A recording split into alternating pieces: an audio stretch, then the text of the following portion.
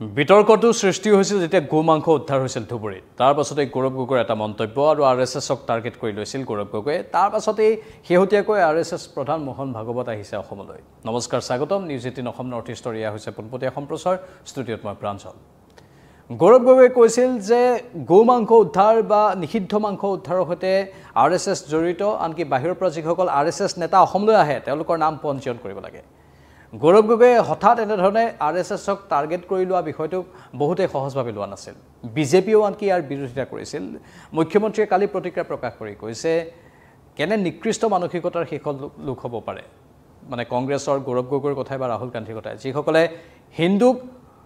গো হত্যাৰ কথা বা এনেধৰণৰ কথাৰ সৈতে সাঙুৰি লয় কিমান নিকৃষ্ট মানসিকতা হ'ব পাৰে কিমান নিকৃষ্ট তেওঁলোকৰ চিন্তাধাৰা হ'ব পাৰে বুলি মুখ্যমন্ত্ৰীয়ে সমালোচনা কৰিছে কিন্তু গৌৰৱ গগৈ নিজৰ স্থিতিত অটল হৈ আছে গৌৰৱ গগৈ এই বিষয়টোক লৈ এতিয়া এক প্ৰকাৰ কিছু পৰিমাণে হ'লেও বিতৰ্কৰ সৃষ্টি কৰিছে যাৰ ফলত ইয়াৰ সৰব চৰ্চা হৈছে আৰু আৰএছএছক সাঙুৰি আনিছে নিষিদ্ধ মাংস উদ্ধাৰ হোৱাৰ এই প্ৰসংগটোক লৈ যি কি নহওক ইয়াৰ প্ৰত্যুত্তৰ ইতিমধ্যে বিজেপিয়ে দিছে আৰু স্বাভাৱিকতে এই বিষয়বোৰ লৈ এতিয়া ৰাষ্ট্ৰীয় সংবাদ মাধ্যমতো আলোচনা হৈছে তাৰ মাজতে আৰএছএছ প্ৰধান ডক্টৰ মোহন ভাগৱত আহিছে হোজাইলৈ অসমত এক বিশেষ কাৰ্যসূচী প্ৰায় 20 দিনীয়া কাৰ্যসূচী চলি আছে কৰ্মশালা চলি আছে সেই কৰ্মশালাতে আৰএছএছ প্ৰধান মোহন ভাগৱত আজি আহি উপস্থিত হৈছে আজিৰ দিনটো কাইলৈৰ দিনটো তেওঁ থাকিব দুদিনীয়া তেওঁৰ কাৰ্যসূচী তাৰপিছত 22 জুনৰ দিনা তেওঁ ইয়াৰ পৰা উভতি যোৱাৰ কথা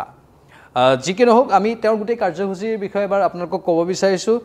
কি কাৰ্যসূচী আছে হোজাইলৈ আহি 19 জুনৰ আবেলি তেওঁ আজি গুৱাহাটীত পাইছে গুৱাহাটী বৰ্জাৰ লোকপ্ৰিয় গোপীনাথ বৰদলৈ আন্তঃৰাষ্ট্ৰীয় বিমানবন্দৰৰ পৰা পোনে হোজাইলৈ গৈছে ৰাষ্ট্ৰীয় স্বয়ংসেৱক সংঘৰ সংঘ চালক গৰাকী হোজাইৰ সংস্কাৰ মন্দিৰ প্ৰকল্প চৌহদত যোৱা 9 জুনৰ পৰা ৰাষ্ট্ৰীয় স্বয়ংসেৱক সংঘৰ কাৰ্যকৰ্তা বিকাশ বৰ্গ এক বিশেষ প্ৰশিক্ষণ শিবিৰ আৰম্ভ হৈছে আৰু 20 আৰু 21 জুনত ৰাষ্ট্ৰীয় স্বয়ংসেৱক সংঘৰ কাৰ্যকৰ্তা বিকাশ বৰ্গ এক বিশেষৰ প্ৰশিক্ষণ শিবিৰত ডাক্তৰ মোহন ভাগৱতে উপস্থিত থাকি 21 জুনৰ আবেলি গুৱাহাটীলৈ উভতি আহিব তাৰ পাছত ডাক্তৰ মোহন ভাগৱতে 21 জুনৰ নিশা গুৱাহাটীত নিশাটো কটাব বৰবাৰীস্থিত সুদৰ্শনালয়ত আৰু নিশাটো কটাই 22 জুনৰ পুৱা সৰসংঘ চালকগৰাকীয়ে নাগপুৰ অভিমুখে ৰাওনা হ'ব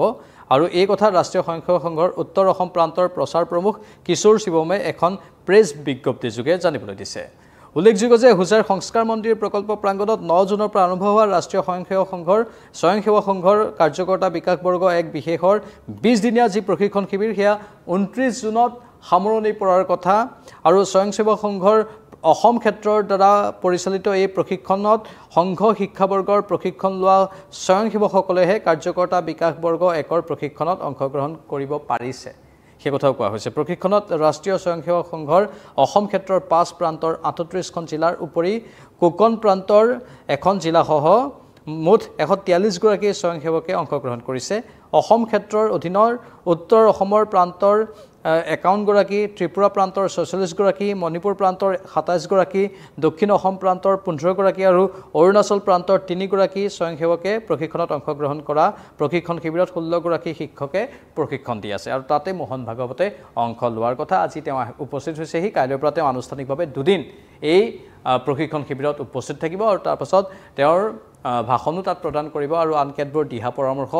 এই সংঘৰ যিসকল লোক আছে তেওঁলোকৰ বাবে আগবঢ়াব কিন্তু সেৱকসকলৰ বাবে এই পৰামৰ্শ আগবঢ়াৰ সমান্তৰালকৈ গৌৰৱ গগৈয়ে যিটো কথা কৈ থৈছে যে বাহিৰৰ পৰা আৰএছএছৰ মানুহ আহিলেই পঞ্জীয়ন কৰিব লাগে এই বিষয়বোৰক লৈ আচলতে কিমান যুক্তিসংগত কথা গৌৰৱ গগৈয়ে ক'লে তাক লৈ বিজেপিয়ে প্ৰশ্ন সুধিলে বিজেপিয়ে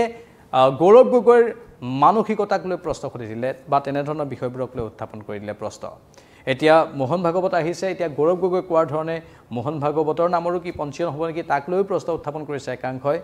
যি কি নহওক এই বিষয়বোৰক লৈ কথাৰ কটাকটিটো চলিয়ে থাকিব সেয়া লাগিলে বিজেপিৰ মাজতে হওক বা কংগ্ৰেছৰ মাজতে হওক বিজেপি আৰু কংগ্ৰেছৰ মাজত এই বিষয়বোৰক লৈ কথাৰ কটাকটি দীৰ্ঘদিন ধৰি চলি আহিছে আৰু চলি থাকিব সেইবোৰ ৰাজনীতিৰ এটা খেল অৱশ্যে মোহন ভাগৱতৰ এয়া সম্পূৰ্ণভাৱে এটা